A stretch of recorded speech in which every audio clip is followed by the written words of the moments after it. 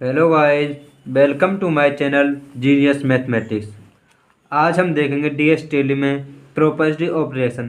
Previous lecture में हमने relation देखा था। इसमें देखते हैं रिलेशन की प्रॉपर्टीज क्या होती हैं। ठीक है। A relation R on a set A satisfy certain properties the these properties are defined as. एक रिलेशन जिन प्रॉपर्टी को डिफाइन करते हैं। ठीक है। देखो, फर्स्ट है हमारी रिफ्लेक्सिव रिलेशन।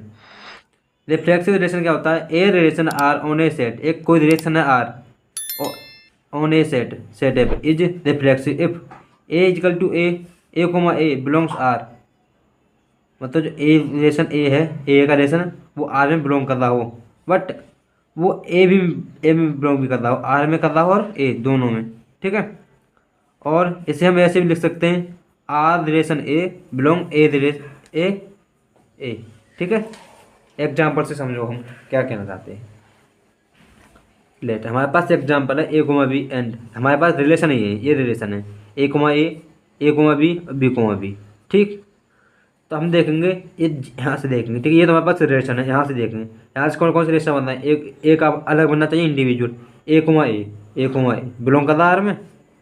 हम देखेंगे ये आर में बिलोंग कर रहा है नहीं कर रहा। आर रिलेशन हमारा ये है, तो ए कोमा ए आर में बिलोंग कर रहा है ए कोमा ए आर में है, तो ये क्या हो जाएगा? Reflexive relation. ये हमारा क्या है? रिफ्लेक्सिव। खाली एक नहीं, इतने भी एलिमेंट होंगे, प्रत्येक एलिमेंट का उसके साथ रिलेशन बन रहा है और आर में बिलोंग कर रहा है, तब रिफ्लेक्सिव होगा, अदरवाइज नहीं होगा। सेकंड देखो, सेकंड हमारे पास बी। हमारे पास सेकंड बी है, तो बी को देखेंगे B comma B belongs R. B comma B R में बिलोंग्स कर रहा है, तो R is a reflexive. R क्या हमारा? रिफ्लेक्सिव हुआ। ठीक। देखो second example A comma B. हमारे पास रिलेशन है ए comma A B comma A. तो यहाँ से कौन कौन से रिलेशन बन रहे हैं? यहाँ से बनेगा a comma a belongs R, a comma a belongs का आर में है। ठीक। अब देखेंगे बी का, b comma b belong R. R relation है, आर में बी कोमा बी है नहीं है, यानी बी कोमा बी आर में बिलोंग नहीं कर रहा। बी कोमा बी, ऐसे चाहे ऐसे लिखो चाहे ऐसे लिखो, दो दोनों में से किसी एक तरह से लिख सकते हैं हम। ठीक है। बी कोमा बी आर में बिलोंग नहीं करता, तो ये हमारा क्या हो जाएगा? ये हमारा रिफ्लेक्सिव नहीं है।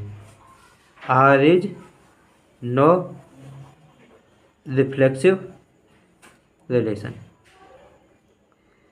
समझे हम क्या कहना चाहते हैं? यदि हमारे पास कोई सेट है ए, उसके जितने कॉम्बिनेशन बन रहे हैं, मतलब जितने एलिमेंट हैं उसमें, प्रत्येक एलिमेंट का उसके साथ रिलेशन बन रहा हो और हमारा जो आर रिलेशन है उसमें बिलोंग कर रहा हो, तो हमारा रिफ्लेक्सिव होगा, अदरवाइज नहीं होगा।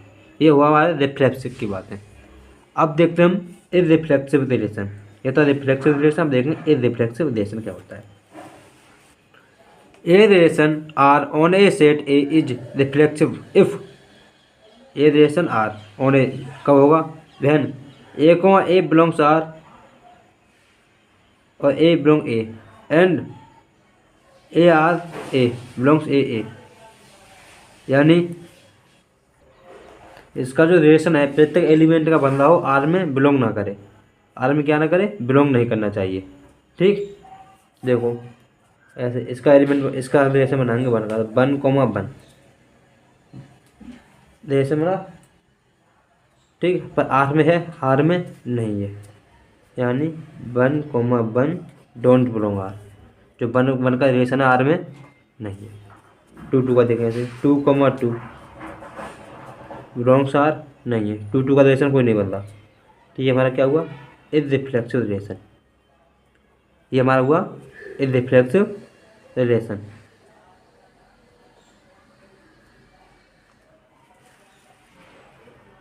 ये हमारा इररिफ्लेक्सिव रिलेशन हुआ। ठीक। आगे देखते हैं हम नॉन रिफ्लेक्सिव रिलेशन क्या होता है। नेक्स्ट है हमारा non reflexive relation. Non reflection a relation R on a set A is non reflexive if R is neither reflexive और नॉर रिफ्लेक्सिव।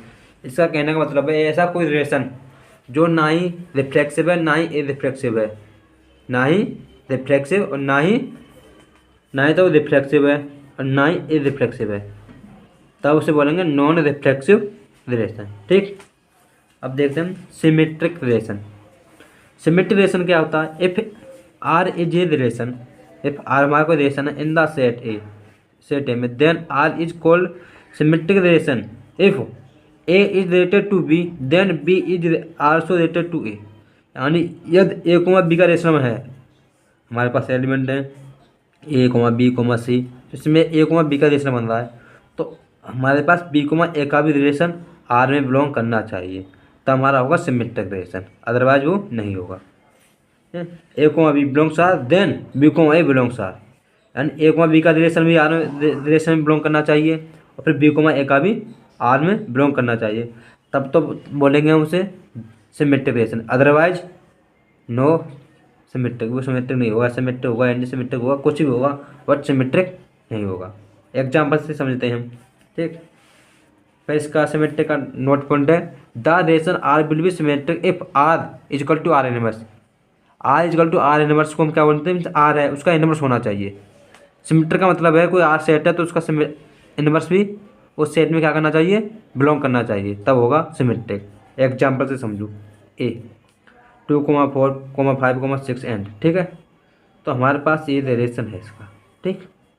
हमारे पास फर्स्ट रिलेशन है 2, 4 बिलोंग्स आर, 2, 4 है, आर में बिलोंग कर रहा है। देन 4, 2, 2, 4 है तो इसका इनवर्स क्या हुआ?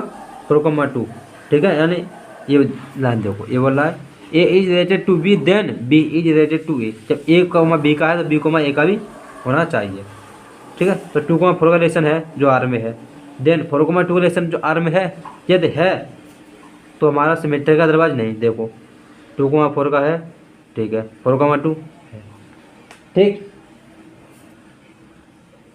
ये हमारा आर में बिलोंग कर रहा है, ठीक। ये R1 रिलेशन है तो R1 दे दो, ठीक।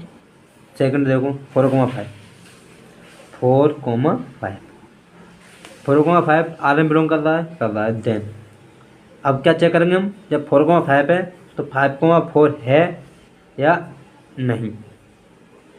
तो देखो 5, 4 है, यानी बिलोंग कर रहा है ये भी। अब देखेंगे हमारे पास 6, 6 तो 6, आर में बिलोंग कर रहा है, तो 6, 6 को भी आर में बिलोंग करना चाहिए।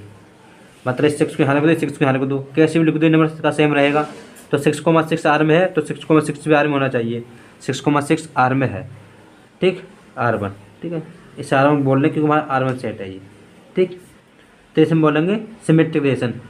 ये क्या है? R1 इज सिमेट्रिक रिलेशन, ठीक। इसका सेकंड एग्जांपल देखते हैं 2, 4, ठीक है। 2, 4 बिलोंग्स R2, देन चेक करेंगे 4, 2 आर में है या नहीं। 2, 4 इसमें है, देखा 4, 2 है नहीं, 4, 2 4, 2 नहीं है, 4, 2 R2 में बिलोंग नहीं कर रहा, ठीक। और एक चेक कर लो, वैसे हमने एक चेक कर लिया, 2, 6 कर लो है, 5, 4 मतलब हमारा ये नहीं कर रहा, तो हमारा ये क्या हो गया? यदि एक भी नहीं कर रहा हो तो हमारा असिमेट्रिक हो जाएगा। सिमेट्रिक के लिए सभी को करना चाहिए, एक भी नहीं कर रहा हो तो हो जाएगा हमारा असिमेट्रिक, है नहीं, सिमेट्रिक नहीं रहेगा। R2 is not symmetric relation, ठीक। R2 का हमारा नॉट सिमेट्रिक, और R1 क्या है हमारा? Symmetric relation. अब देखते हैं हम antisymmetric relation. Antisymmetric relation क्या होता है? A relation R is said to be antisymmetric if a comma B belongs R and b comma a belongs R a equal to b. इसका कहने का मतलब है ए comma b भी belong कर रहे हो आर में, यानी ए रिलेटेड टू बी हो और बी रिलेटेड भी ए हो, but A equal to B भी हो, यानी ए और बी की वैल्यू क्या हो? सेम हो, तब तो वो एंटी सिमेट्रिक है, अदरवाइज नहीं है। जब ए और बी की वैल्यू सेम नहीं होगी तो वो सिमेट्रिक हो जाएगा। तो एंटी सिमेट्रिक के लिए क्या और चीज़ बढ़ा दी उसने? A equal to B, a और बी की वैल्यू क्या हो? सेम हो, then antisymmetric, otherwise no, ठीक। ऐसे हम ऐसे भी लिख सकते हैं a relation b and b relation a, but A equal to b. Then antisymmetric relation otherwise no. हम चेक करते हैं इसके।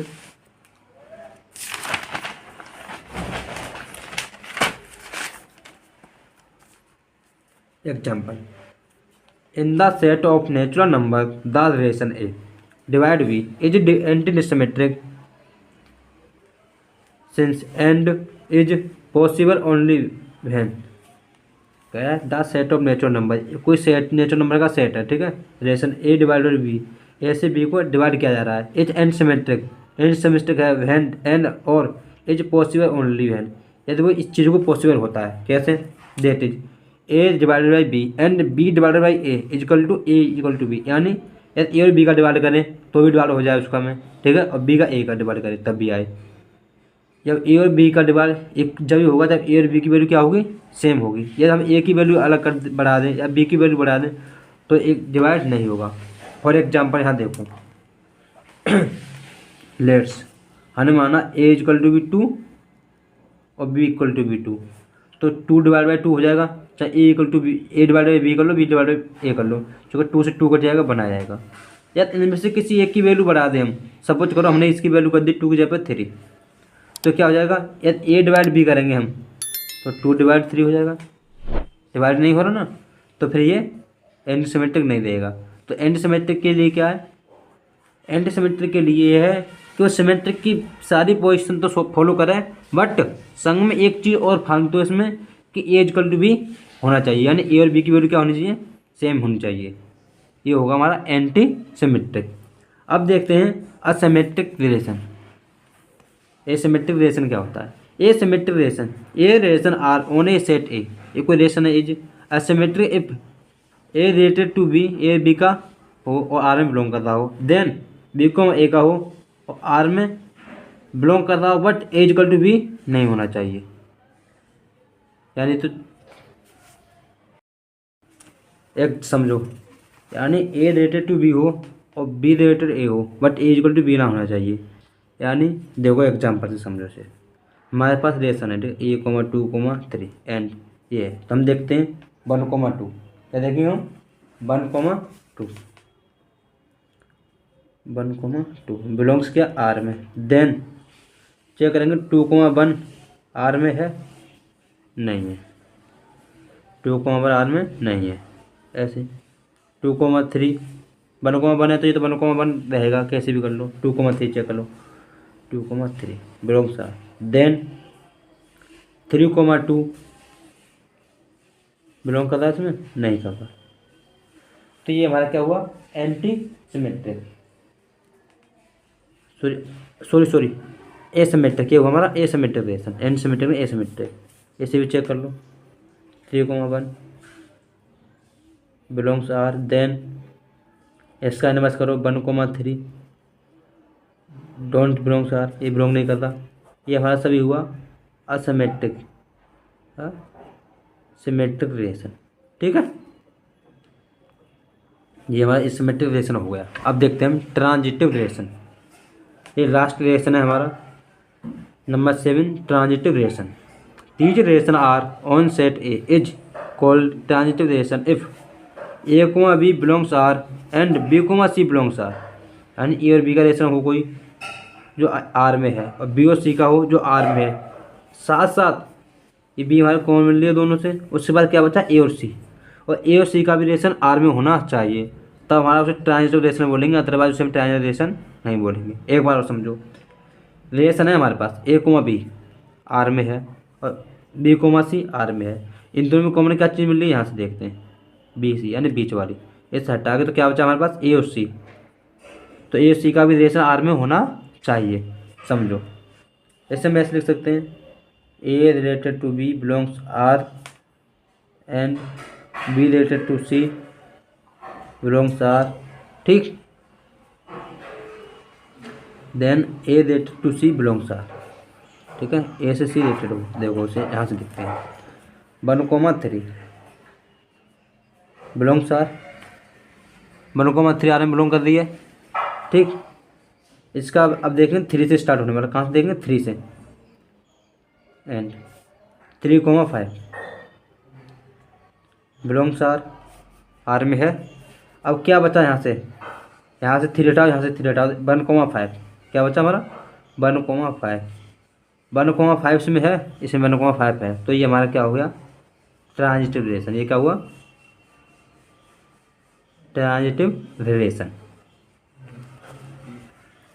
एक एग्जाम्पल और देखते हैं इसका ही हम 3,4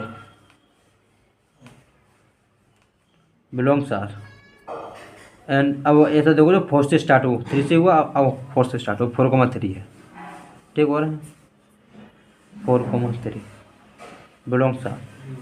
यहाँ से 4 हटाओ, यहाँ से 4 हटाओ, क्या बचा 3 हमारे पास बचा 3,3। अब हम देखेंगे 3,3 इसमें है कहीं इस रेशन में 3,3 यहाँ से यहाँ तक देखो कहीं पर नहीं है। 3,3 डोंट बिलोंग आर, ठीक। तो ये क्या हो जाएगा हमारा ट्रांजिटिव नहीं है, ये हमारा क्या है नॉन ट्रांजिटिव रिलेशन, ठीक। इस लेक्चर में हमने प्रॉपर्टी ऑपरेशन, इस वीडियो में हमने प्रॉपर्टी ऑपरेशन देखा है। Thank you watching my video, please like and subscribe my channel genius math.